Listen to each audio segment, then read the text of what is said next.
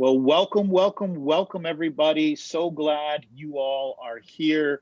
My name is Eric Rey. I am the entrepreneur in residence at the New Haven Public Library.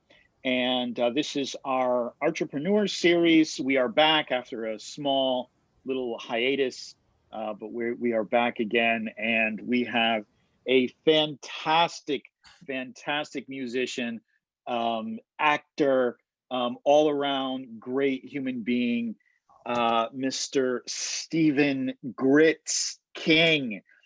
Mr. King is a professional musician, a producer from New Haven, a keyboardist for Phat Astronaut, and an alto sax player everywhere else. Commonly referred to as Gritz, he has acted, taught, and continues to create.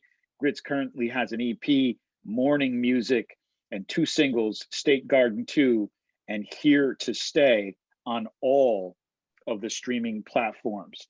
So without any further ado, Gritz! Hey! Make me sound famous or something, man. Oh, you are famous, brother. It's good to see you. Anybody who has ever been anywhere near a Phat Astronaut show knows you. So you are famous. And this EP, I got to tell you, Morning Music, when it came out, of course, I had to wait for the morning to listen to it naturally. And I put it on, and I always know I'm hitting something when my partner, my wife, says, "What are we listening to?" And I'm like, "Oh, this is my guy. This my guy Gritz." And she was like, "Oh, for real?" I was like, yeah. And I could maybe set up a meeting for you sometime. Yo, that's so dope to hear, man. That's I don't know. I feel like I always felt like, dad, will people listen to my music? You know what I'm saying? Just like natural. I don't know if that, it might just be a musician thing, it might just be an artist thing, but like, dad, but people I like this, but are people gonna listen to it? So I always love when people say they listen, even if you're lying to me. I always love the effort put in to say you listen to it, man. That makes me feel good, man. Word, man. Well, I'm definitely not lying. I definitely did intentionally wait for the morning to listen to it, and it was well worth the wait. Because it was a Sunday morning too, so that's my, like, my smooth out, my chill out time. Yeah. So it could not have been more perfect, and could not have been a better name, because it told me exactly what I needed to know about it. I was like, yeah, that's right. That's 100% right. I appreciate that, brother, for real, man. Yeah, man. Yeah. So so let's get into it a bit. I got this tune. I'm gonna play that a little bit later, but I kind of want to just get into to chatting with you a little bit. So tell me, I would love to hear about your journey into music, like, generally, but and I'm specifically interested in hearing about the sax. Would you say that the sax is your primary? Yes, yeah, the sax is definitely where I feel the most passionate about. Like when I'm playing, I can feel it more. Not saying keys, keys make you feel good, but sax, when I play sax, I notice, especially probably in the past 5 years, it's grown. I feel more of a connection to it, and I'm also a lot harder on myself when it comes to sax. Okay. Yeah. So tell me about that connection that you're talking about, because I think I know what you're saying, but I want to hear how you describe it. Yeah, you definitely know what I'm saying, Eric. You're well immersed in the music, so I know you know. It's kind of like it's so I'm a spiritual dude. I believe in God. I have my faith, and I think in the recent years I've learned that that's kind of the connection too. That's kind of actually in the past year and a half I realized, like, that's my conversation. I start looking at it like, yo, that's my conversation, which is when I start feeling like, oh, I'm playing a little better. But it's just I feel like I can really put myself into the sax. Like the keys, I can do that. But I don't know if it's because I'm actually breathing breath into it. I don't know if it's because, but it's just like I could play one note, you know what I'm saying? And that one note can be felt in different ways. That one note can be like, matter of fact, can I show you real quick? Yeah. It's hard to describe. So yeah, let's do it. Nice. Yeah, so, even better. So on the keys, I could play like, that's a nice note, right? Yeah. But on the sax, I can play a note and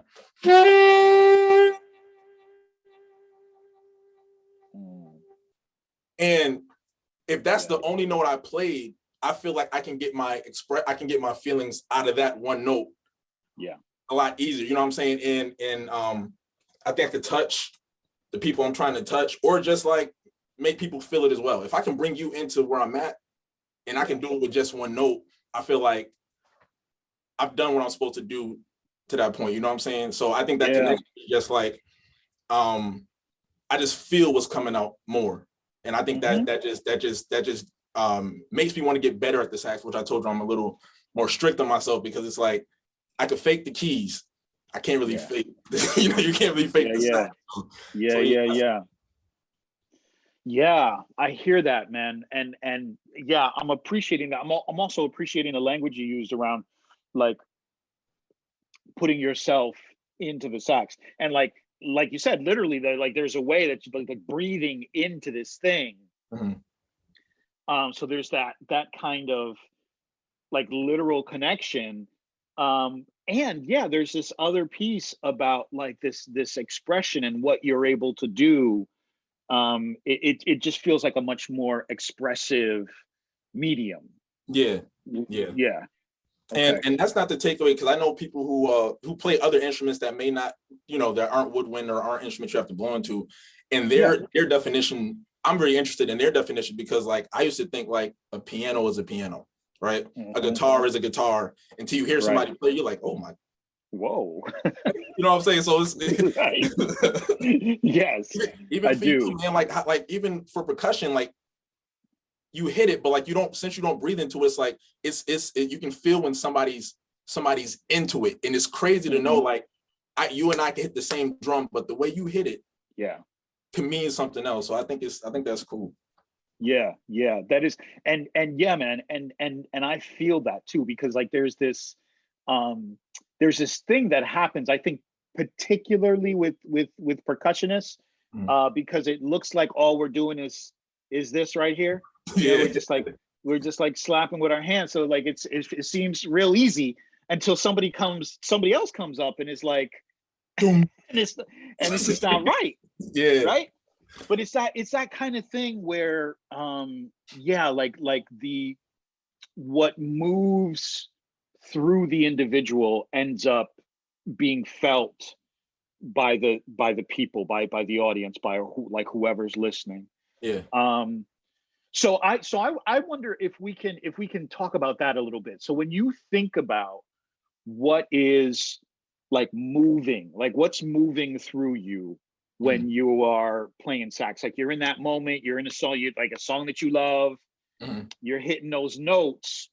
What's happening for you? If you can take me right into that moment. That's a good question. Now that's what we should have discussed before the meet. That's a good question. So I think it just hits in different ways. So I think for me, when I'm feeling it, like when like you know, like we go to a jam and they're playing just something that feels good, right? Yeah. That initial thing right there is just like, oh, I want to get in this. But like once I get in there, for me, I used to like years ago, I used to want to try and impress. I'm trying to get away from trying to play to impress, you know, and just trying to like see how many notes I could play, if I can get some oohs and ahs. Lately, it's more so like I try to take a moment inside of it. So if I'm playing something, I'm actually trying to hear what I can play next, or hear the different things, and hear the different feelings, you know what I'm saying? Whereas it could be a moment where I could play, but sometimes it might just feel better to play, you know what I'm saying? And I think I'm still learning how to, I guess, pinpoint what that feeling is, but I know I see it. I feel it's kind of like it's a feeling. So I don't necessarily hear the note.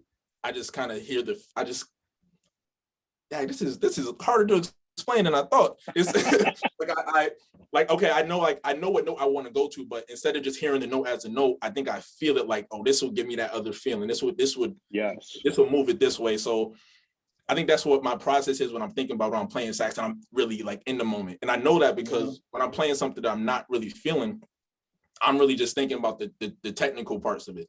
You know what I'm saying? Oh, this would sound good. I can play this and it will sound good, opposed to, yo, this is gonna feel good. This is gonna feel good. Yeah. I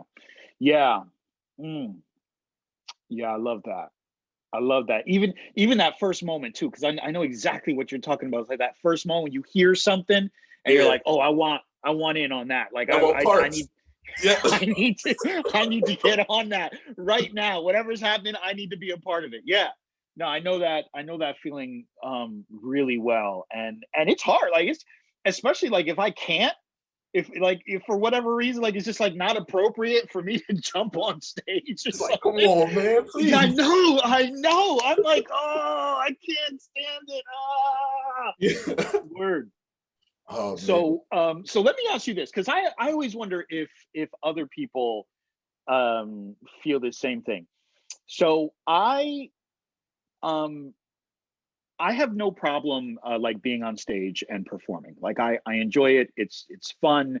I know some people get like stage fright and stuff like that. I'm not typically one of those people. I guess maybe every now and again I've gotten, nervous, particularly like if I feel like I'm not confident.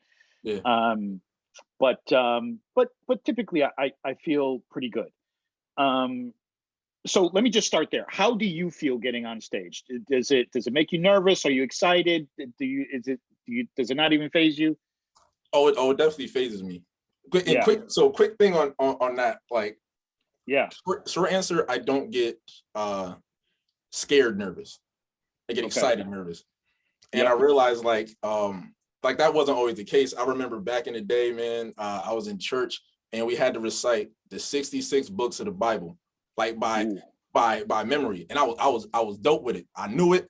Boom. Like, but when it was one time I had to get up and recite it to everybody, and I cried. Wow. And I don't think I cried on stage from that moment, but like I think about that moment sometimes and like realizing like how far I've come, because now I get excited being on stage. And I think that's just the confidence from like getting to know your instrument, getting it, like really loving music, you know what I'm saying? So of course it's the nerves, like it's like depending on who's there too, like, I don't want to mess up. But also I realized like if I stop thinking about who's there and not have my ability kind of leaning on if they're there, who's there, you know what I'm saying? Like, oh, well, I gotta play better because they're there. If I just go like, yo, I can play, you know what I'm saying? Mm-hmm. I enjoy music. Let me just do what I'm feeling. Then those nerves kind of go away, because now it's just like, all right, I'm excited to play. Like, let's just give them what I got. You know what I'm saying? So, and I guess in the recent years after releasing music and creating music and seeing, some people dig what I'm doing, that makes me even more excited, because it's like, wow, like now these people are here to hear what we created, hear what I created, you know what I'm saying? And I don't want to let them down, but I'm still excited to play, like, you know what I'm saying? So the nerves are always going to be there, I feel like, but they're just not in the category of fear anymore for me. Word. Yeah, I feel that. That's good. Okay, so that's the first part of the question. The second part, you sort of alluded to it in what you were just saying, and it's, you said the line, it depends on who's in the audience. Mm-hmm. So that was going to be my question, right? So I getting on stage, no problem. Get up there, play, do my thing. I feel comfortable. I know what I'm doing. I know my rhythms. I know where I'm at. You know what I mean? Like, where everything is going to be in 6/8 or 4/4. I'm good, right? Yeah. When people start asking me to get into the 5s and the 7s, and I'm like, hold on, man, like. My ancestors, I don't know, man. They didn't pass that one. They didn't pass that one to me. I don't know. But here's where I do get a little nervous. Mm-hmm. When I know there's going to be another conga player in the audience. When I know that someone else knows what I'm doing, I get real nervous, man. I cannot help it. Like, and it's like, I've seen tons of drummers. I never watch them like out of judgment. I'm never like, oh, you're doing that wrong. Like, no, I'm watching to learn. Like, I'm enjoying this, the performance. But for whatever reason, in my own head, when I know there's another conga player out there, I'm like, oh, I got to make sure my slaps are crisp. Like you know what I mean? I can't be out here half stepping. So for you, so do you experience anything like that? You know, there's another sax player out there. Does that phase you at all? Do you think about that?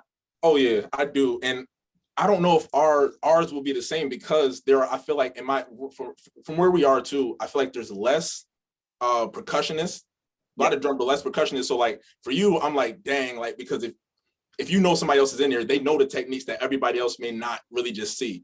Whereas sax players, you kind of know, like, oh, you sound good or you don't.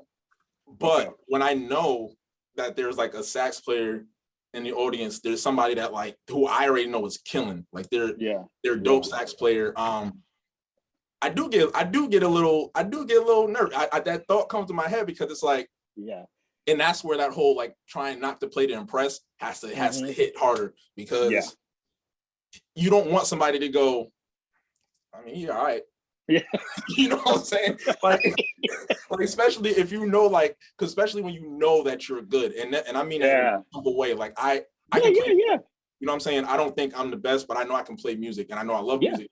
So, but when you see somebody who especially when you've heard them, like, especially when you know that they're very good, even with the people who aren't very good, I also want to be a good example, because I learned how to play the sax from an instructor just by hearing them play first, and I was like, I like how that sounds. So for the people who may not be as advanced level sax yet, I want to make sure I'm not disappointed. But when I hear these dudes and they come, I get a little nervous at first, because I just don't want to I don't ever want to say like I'm faking it. I don't ever want to seem like, or anybody to assume that I think that I'm the best, and then if they hear me, I'm not to where they think. It just becomes like a, oh, you're trash, even though you can't really go on what people say, but that does pop in my head, man, a lot. Even with singers, for me, like, I'm not a singer, but even like sometimes if you know somebody of a certain caliber is in the room, naturally you kind of want to just show the person, like, hey, I belong here.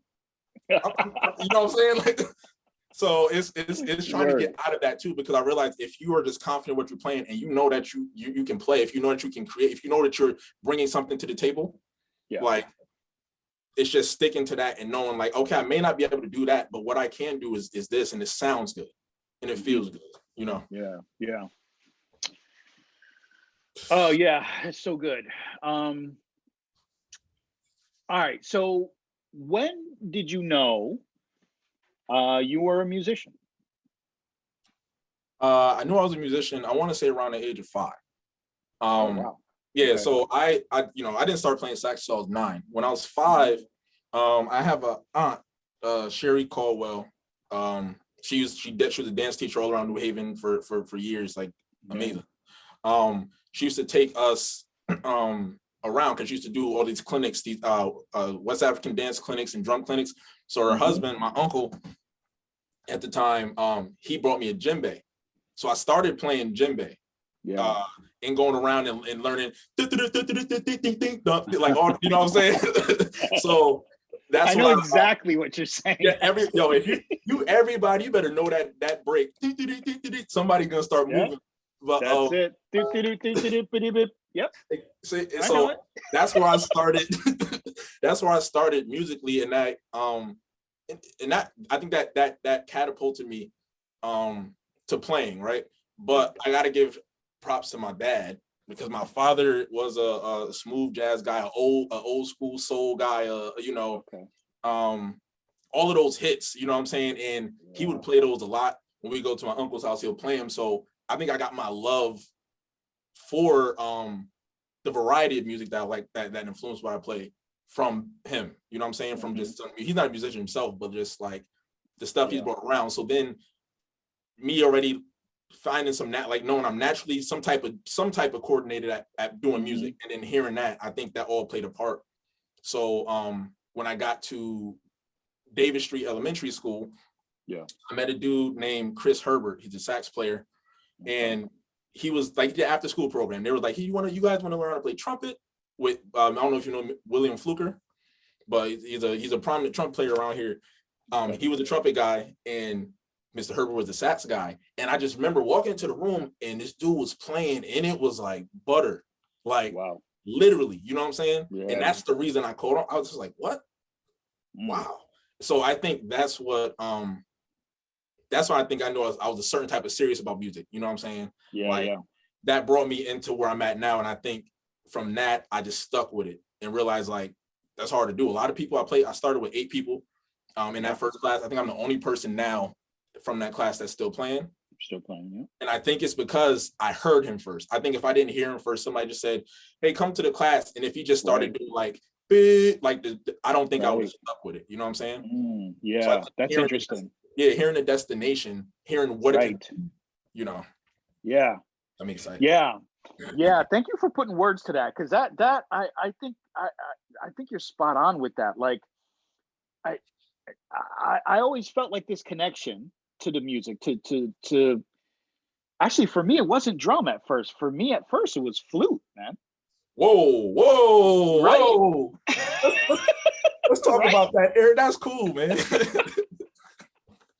I don't think anyone would guess that. But to be fair, I never got my hands on a flute. I've never made one note out of, like, that's not true. I got some, like, these little cheap, you know what I mean? I got some of those just because I really did like the flute. But it wasn't until I got to actually just like early college, man. Wow. I took a couple of lessons before I got to college, and just went like all out. But it was because I got to listen to this drum teacher. And I got to see what they could do on the drum. And it was just like, oh my God, I didn't even know that was a thing that was possible. On the drum. Like it just was incredible to me, the way that like, particularly this first, I've had two important drum teachers in my life. And the first one was this guy named Bill Fitch. And he had these huge hands. Fingers were like this long, and just like the way that he would play was just like using every finger, and it was just like, what, dude? Like just like blew my mind away. So I think you're onto something about like that piece where you talk about like hearing the destination, and then being like, I want to go there. And being able to do that. Oh man, so many things I want to talk to you about.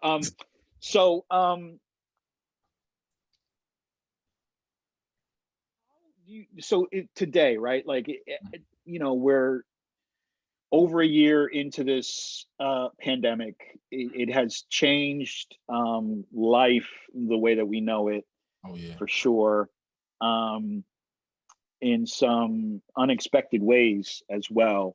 And so I'm wondering for you, as a musician, how you have dealt with particularly not being able to perform. How's that been for you? It was trash, man. I can't even mince words. It was trash. And I say that because I'm part of Phat Astronaut. Check Phat Astronaut, shameless plug. Yes. We were from 2019, maybe 2018. I think I joined 2018. From then until the pandemic hit, like we were like making moves, you know what I'm saying? Like 2018 and 19, we hit New York at least like 6-7 times. We got called back to places, Rockwood Music Hall, Brooklyn Boat, like, you know, just and like really feeling like, wow, like this is what it feels like, you know what I'm saying? This is what it feels like to be part of something like this. So like, you know, when I get my shot to do it on my own, like I have a taste of, I kind of understand. So it was going so well, and then the pandemic hit. And I was also acting with Collective Consciousness Theater. And I was this was my second show with them. So we were in the middle of a run for a show called Skeleton Crew. So, you know, we're doing our thing, and then like we get the day of this show, like this is probably the second week in, we're backstage getting ready, doing that stuff. And then they come in and say, hey, look, this is gonna be the last show. We're like, wow. We had like I think we have 5 shows left, something like that. Wow. So that's when it struck me as a creative period. It was like, wait, wow, like just in the middle of it, you know what I'm saying? Yeah. And I think that started trickling down to Phat Astronaut, because of course we're a 7-piece band, so we can't go places.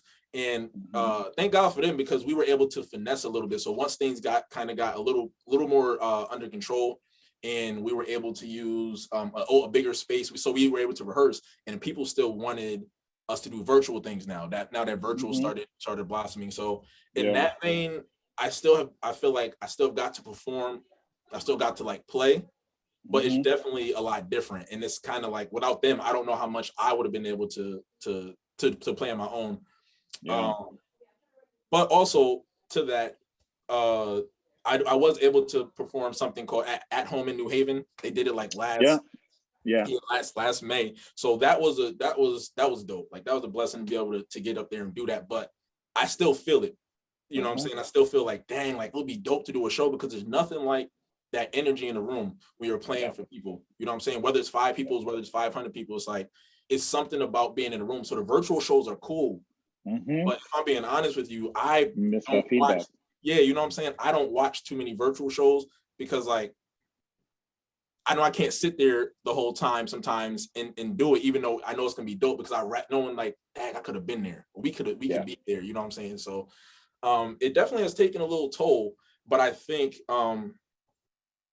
it has it's turned around a little bit. Now I'm more motivated to be prepared when it's time to go. Yeah, for sure. Yeah. I feel that. And I think, I think go time is coming for sure. And I'm with you about that.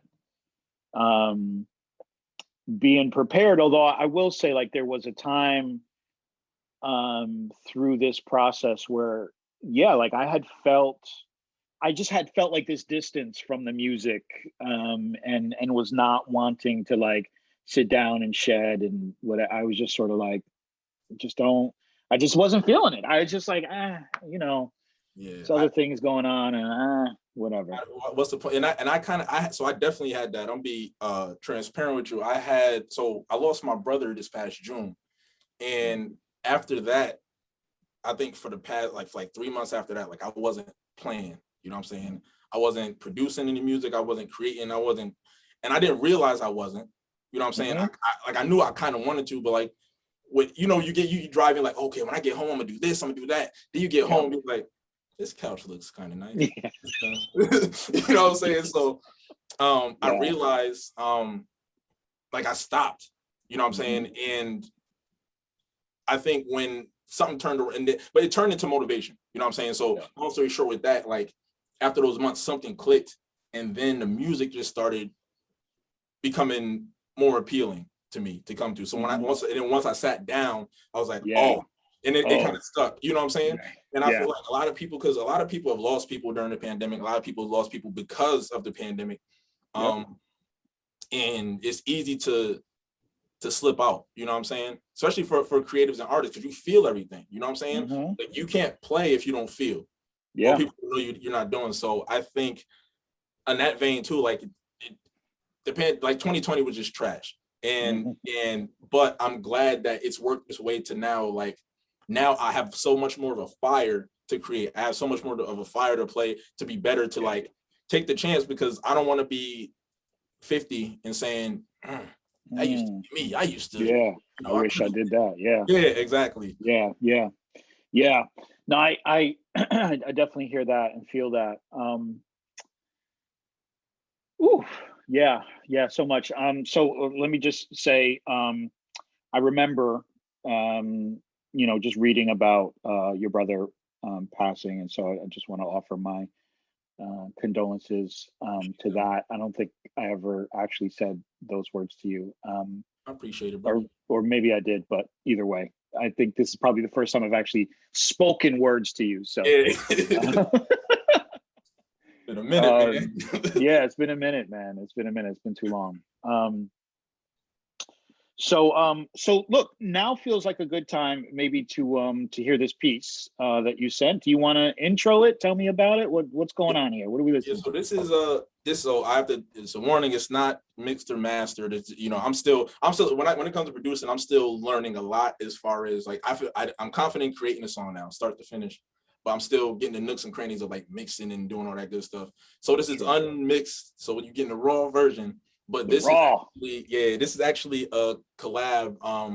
I have my guy Corey Staggers. He's also an excellent saxophonist, dope. My boy. He's making like great moves. So like I'm real proud of him. We got a collab. So he hopped on soprano sax for this song. Hopefully be coming out in the next month, some change.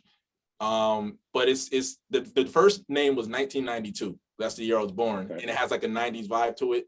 And then he's a couple years younger, so I'm thinking about changing the name to like 90 something like, you know, something 90 something. So this is just a short little this is just a short little something. I just hope you vibe with it. It's supposed to have that flavor, like big jackets, like this is the vibe.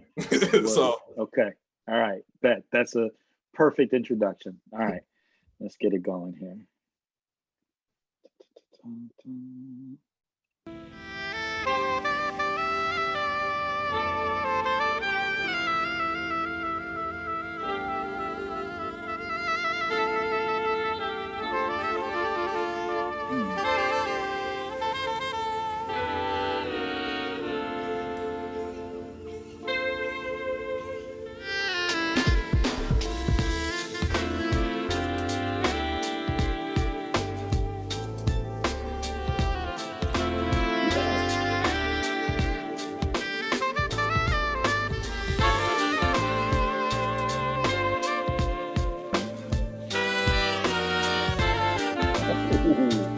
Okay.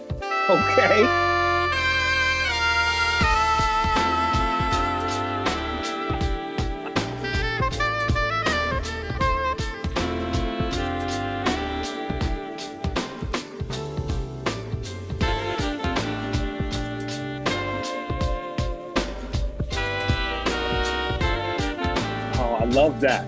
I love that right there. This is Corey right.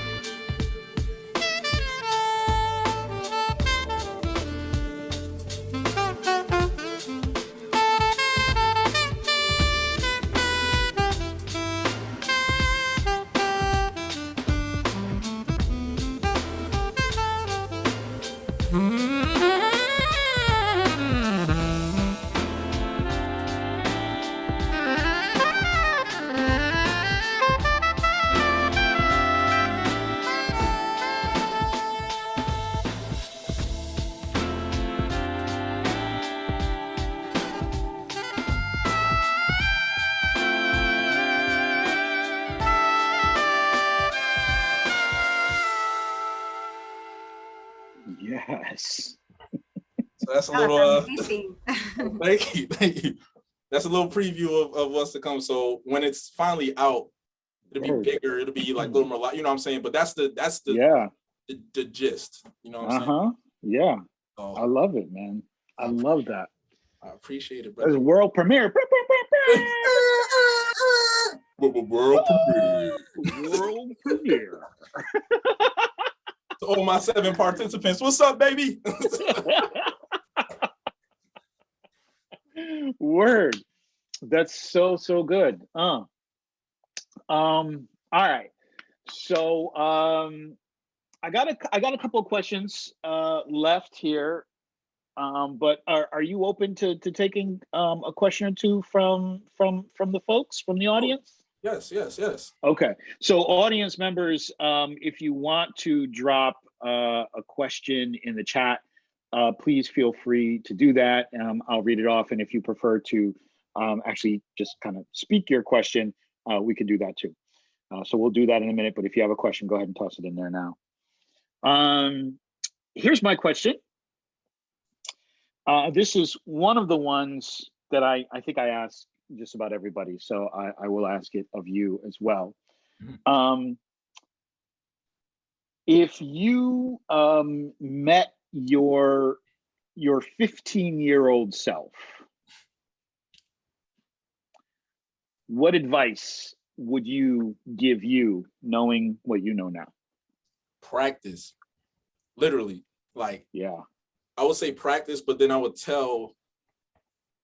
give ways to practice, I guess, because now practicing, I don't know how it is for other instruments or musicians, but sometimes practicing is just not what you want to do. You know what I'm saying? Sometimes you just want to play. And it's the difference between me grabbing the sax and just playing and me grabbing the sax and practicing. Because like practice, and I heard from somebody, like practice is never necessarily supposed to sound good or sound good to you because you're working through working out stuff. I would say to myself, definitely practice and just try to make a connection, more of a connection. Because in high school, I was in high school when I was, so I had a connection. I was there, but I had a tunnel vision, right? My thoughts back then was just like, oh, I'm gonna grow up, I'm gonna go to Berkeley, and I'm gonna play music. But there was nothing, like I had no details on what any of that is. Whereas now, like producing, I would have never thought of, you know what I'm saying? I would have never thought of that. That's probably like, I've only been doing that maybe like past 3.5, 4 years. I would have never thought that, because like creating your own music helps with getting your voice out. And up until that point, when I was 15, I was just trying to play what the other people were playing, you know what I'm saying? Have the senior say, oh man, he's good, or something like that. So I think I tell myself to like practice so I can dig into the sound that I was like scratching the surface at when I was 15, but didn't really like have an idea of what it could be. You know what I'm saying? Yeah. Because otherwise, he's gonna do what his 15-year-old Steven probably gonna end up doing what he want anyway. But at least I can tell him a little bit of that. Yeah, that's true. Because I got all kinds of sage, amazing advice from my elders, most of which I ignored. So that is what it is. But I hear what you're saying though, because like one of the things that's like sort of come into my consciousness recently is like the power of intention, and that's what I think about practice. What you said a minute ago really hit home, because it was like, I like to sit down and like play and like play behind the records and do that kind of stuff. But like if I'm trying to build speed or build like independence in my hands and stuff, like it's not going to sound good, and it's also not going to feel good, right? For a second, because it's awkward, because you're learning something new. And I think that piece right there has been a challenge for me because of the way that I think about my instrument, which is like it's like a place I go to feel good. Yeah. So if I'm trying to learn something new and it feels awkward to me, it's like I feel like well, why am I doing this? Like it defeats the purpose. But actually there's something larger to it. So that intention is so important. And even intention with like with the stuff, right? Because I realized, I even do a little example for you. So I realized like at a certain point where it was gonna help me was when I will play something like I have like one line, right? If I had one line, I'm like, okay, I can use this line whenever this key comes up. I can use this line, but you stuck. So say the line was something like that, right? I'm in C. So it's like, dang, I can only use that in C. So for me, I was like, well, how can I help myself? And so I try to learn that line. So it goes from. So it's like getting, because then, and if I'm in a different key and I can start there, every key has its own sweet spot. I feel like every key has its own personality. It sounds real, but every key has its own personality. It does. No, I'm with you. Yeah. So doing that line in a different key now, it opened. Sometimes I found it opened up something else. You know what I'm saying? And I was only hurting myself by quitting. I was a lazy dude. I'm still kind of lazy dude. I'm trying to get over that. I can't feel like you. So like, you know what I'm saying? You're not the only one, brother. I would be like, well, this sounds good. And I have a really good ear. So I was able to fake a lot of stuff until I wasn't. You know what I'm saying? And for me, like I could fake it. People like, oh yeah, that's good. And for me, it was like, dang, like you can do a lot better. Like that's trash. And it's just overcoming that to know, like, all right, just sit down and do it. Just sit down. Yeah. You know what I'm saying? Like working out, like until you see, you could be doing push-ups all the time, but if you don't see the chest, right, you know, it's gonna be like, dang, what am I doing it for? Until you see it, till it clicks. You know what I'm saying? Yeah. Yeah. So, and it's and the thing is, like, it's gradual. Just like you said, just like working out, it's not like you go to the gym, you hit the gym hard for 2 weeks. You check your abs. Like, what's going on? Like, no, that's not how it works, man. It's subtle, right? And oftentimes I actually don't even notice until somebody else notices, right? Like I don't notice, like, oh, that sounded really good, or like, man, you're getting like a different kind of sound out of this, or that, you know. And so when someone else notices, and it's like, oh, wow, well, thank you. Like, I've been working on that, but it's not because I sat back and was like, oh, I've arrived. I'm here. Like I figured out how to do this thing or that thing or whatever. Yeah. So yeah.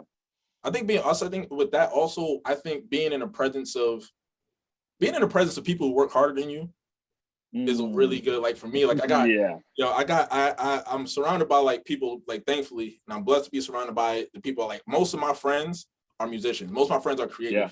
So people like Jeremiah Fuller, ridiculous keys and drummer player. He's always working.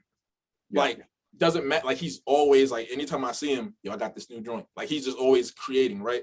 Right. Trey Moore, my good friend Trey Moore, like always create. It's just like, so being in the presence of people, even Paul Hudson, like being in the presence of people who are just good and they're doing stuff, it just also makes you want to go like, well, I don't want to be less than what I know I can be around people who I see are just doing it. You know what I'm saying? Yeah. I love that. I love the way you put that. I don't want to be less than what I know I can be. I appreciate that, because it really does put the onus square on you. It's like you're in competition with yourself. Yeah. Not with anybody else. It's like, people have their own sound or their own style, so that's all good. But actually, I'm here to try to, maximize myself, try to be the best me I can bring to the table. So yeah, I feel that.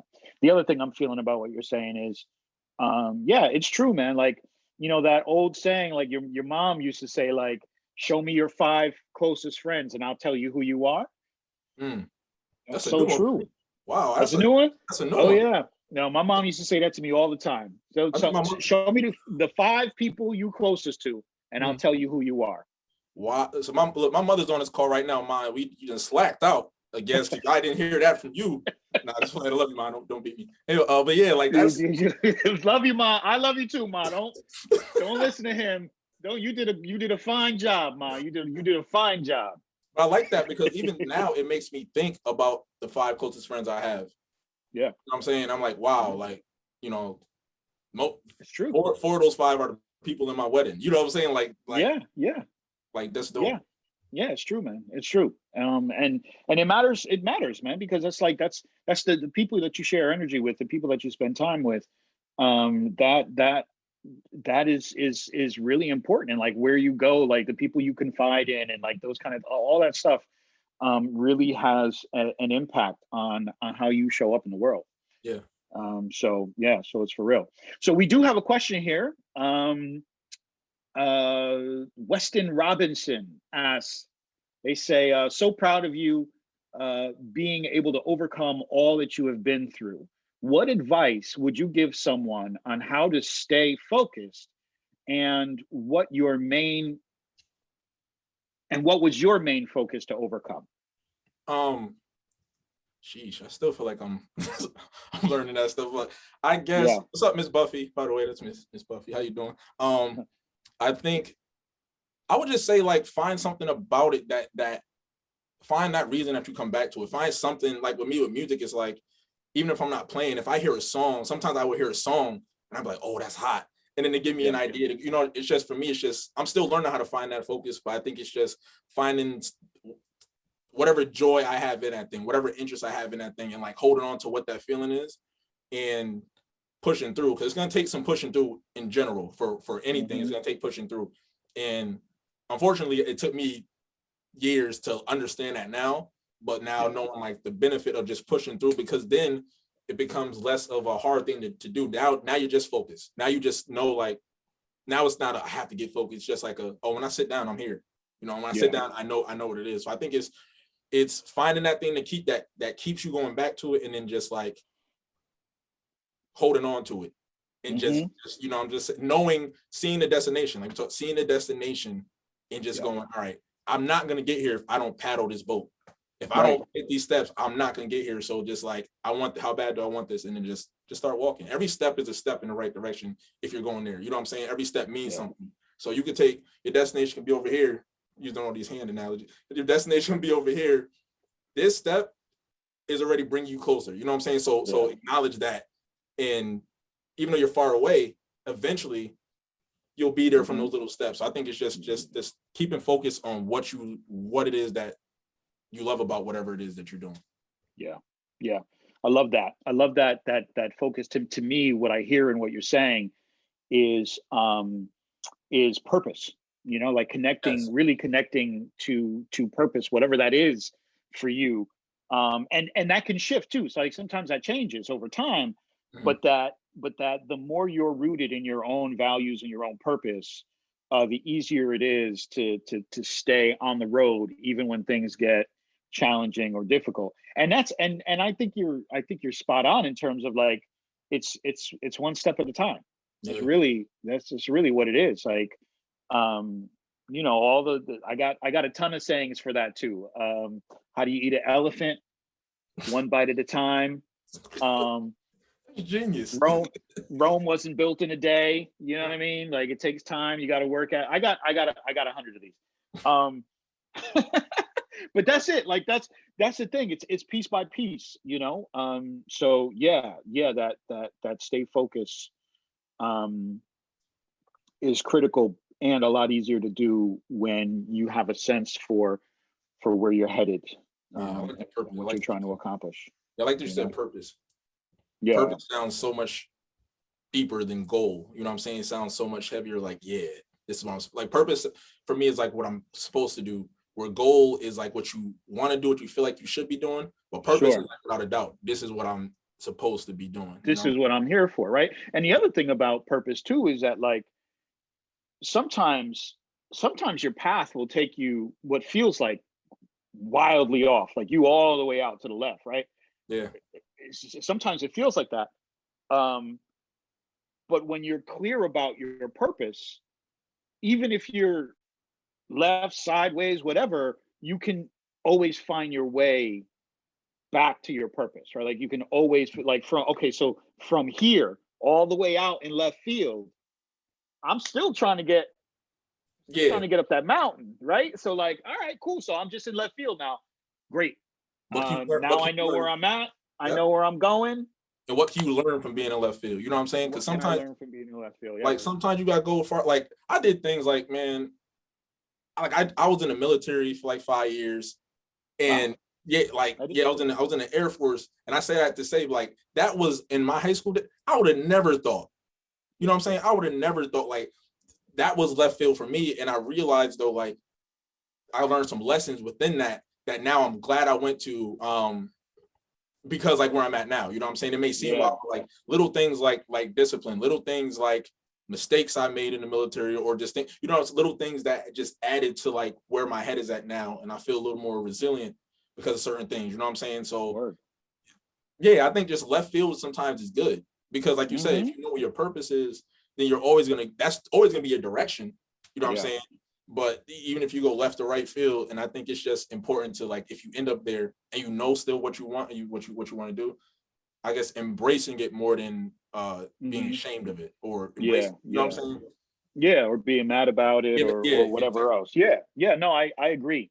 And always taking whatever lessons, like, because that's like the journey, that part of what you were talking about, which is like learning to enjoy and learning to be really present to what's happening right now. You've got your goal, you're headed towards that goal, and actually you probably won't get there if you're not paying attention to what is here right now. What lessons can I learn? What do I need to build? What, you know, who do I need to talk to, or how can I collaborate to help me get to whatever that next thing is? Yeah, definitely. I feel that. All right, so I think we got time for one more question. If we answered that one, are there any other questions? Anybody else got a question for Brother Gritz? Give it a second.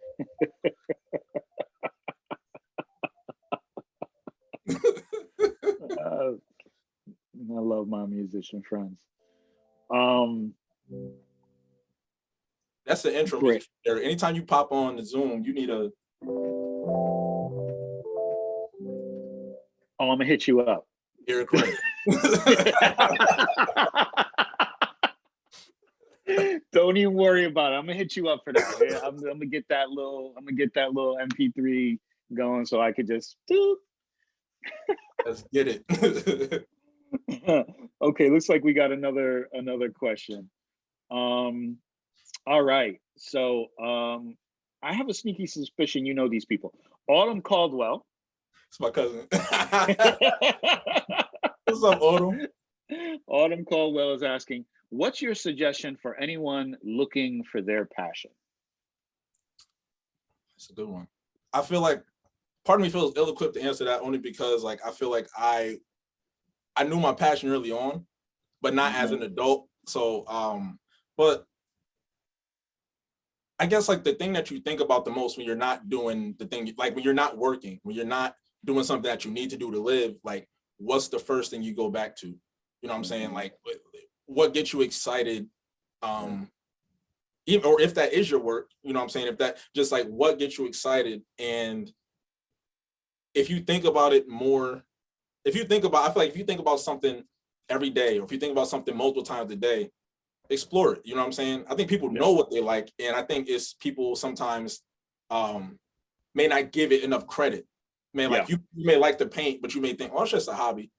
Right. But it could be your passion. You know what I'm saying? Yeah. You may like to code. You may like to collect ants, like whatever it is. You know what I'm saying? It's like you may see it as, I think it's perception. So if you see it as something you really like to do, it could be a passion. So just don't, I would say not block it off. You know what I'm saying? Because like your passion is going to make way.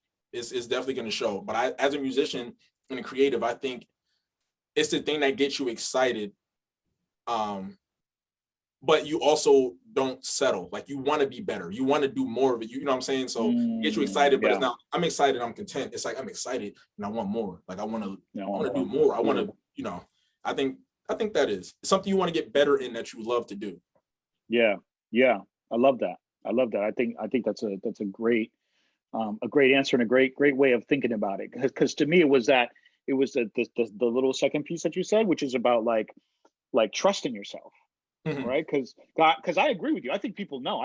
What gets them excited, right? Yeah. But often don't look at that or don't trust themselves enough to be like, is this okay for like me to be out here in the world, whatever, painting or collecting ants or like whatever? And it's like, no, man. If ants are your thing, like get in there, like you never know, and especially in the day and age, I feel like with the internet, social media, you never know. There are people out there that love it, and then sometimes what you're into, you could love collecting socks. You know, that could be your passion, and you could spark somebody else's, take the fear away from somebody and give them that confidence. You know what? I collect socks too. This is my passion. You know what I'm saying?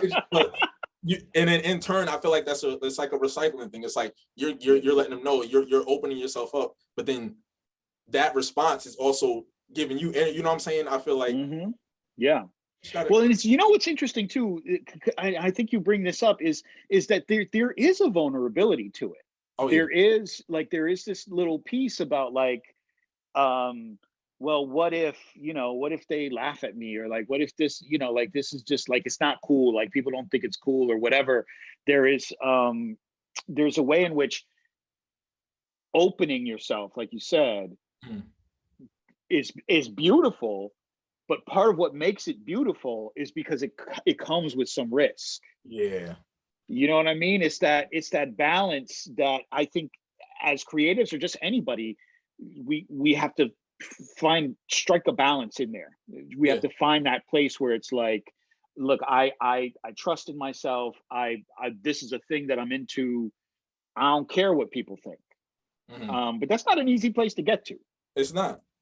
But that's what I'm saying. So I feel like it just comes back to you. So once you decide I like this, I'm gonna do it. You just gotta like shun all of those doubts. You know what I'm saying? You still gotta work at it, but knowing if that's what you want to do, just know like you're gonna get to where you want to get to, and then I feel like that could take away a lot of the things later on, a lot of the issues, a lot of the doubts later on. Word. This is where those 5 people can really help you, right? Because this is where, like, even if they don't get it, they're like, Ants, dude. All right, hey, look, Ants, tell me all about it, man. Get in there. Exactly. You know what I mean? Like, you know, because like we all need that little bit of support. Yeah. All right, look, it's just after 1 o'clock. We got one more question, and then we'll close on this question here. This is from Anonymous, and the question is, how do you balance the personal life and relationship with chasing your passion? Well, for me, it's kind of, I guess mine meld together. Mine are kind of together. So I feel like with that, I have kind of an advantage because I have a lot of support. You know what I'm saying? I have support. I won't act like I got it out the mud with nobody around to help. Like, you know what I'm saying? I had to do the work, but my parents have always been supportive. My friends have always been supportive. My family and my friends are all, like I told you, they're all in the mix. You know what I'm saying? Yeah. And the ones who aren't, I guess they see the work, they see this stuff, and they just believe, so they come through and support. Like even down to like my fiance is mad supportive. Where as a musician, I know you know, like sometimes the thought is, well, can I make this a thing? Can I make this a lifestyle to live? So to have somebody as close to your fiance say, look, you are this, you're a musician, you are an creative, so work and go do it. Like you got it. You know what I'm saying? Right. I think that helps because then you know, like your passion is worth chasing. That makes sense. Like Word. So the balance is because like if my personal life isn't necessarily separate from your passion, I feel like it shouldn't necessarily be. You know what I'm saying? Because if that's something you want to do, it's part of your life. You know what I'm saying? And I feel like if you are balancing like this, then it's automatic. It's kind of gonna be, you're gonna be uneasy at some point. You know what I'm saying? Yeah. So I just think finding ways to just merge it, because your passion should be part of your life. Word. I hope that answered the question, anonymous attendee. It's a great answer. Hopefully it did answer the question. Man, Brother Gritz, I could do this for another hour easily. Unfortunately, this is our time. But thank you so much for coming on. Thank you for being generous with your time and your answers. And it's my hope that one, for you, you continue to follow those passions, because I'm really looking forward to hearing that sax for a long time to come. And two, I just want to underscore that, similar to what you said earlier, like maybe your passion helps to give permission to somebody else. I believe that these conversations that we have offer something to someone who is trying to figure out their passion, trying to figure out where they're going or what they're doing, and hearing from people like yourself who are out here pursuing it and getting it done is important. So thank you for taking the time out of your day to do this. I appreciate you. I appreciate talking to you. Man, I appreciate the conversation, period, the reaching out to the conversation. I was excited for this, and I'm still excited. So I appreciate the time, man. And I gotta make you some play out music too. Noontime with Eric Rey.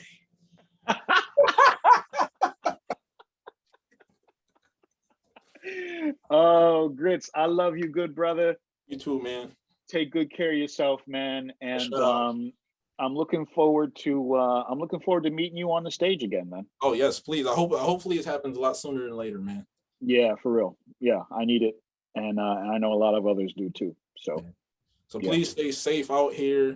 You both, to everybody watching, I appreciate this, and making me feel like somebody's special. Thank you so much. You are a special, good brother. Thank you for being who you are. And yeah, we'll talk to you soon. Yes, sir. Thank you so much both for doing this. It was actually really, really great. So thank you. Really happy. Great. All right, have a good one. Peace, y'all. Bye.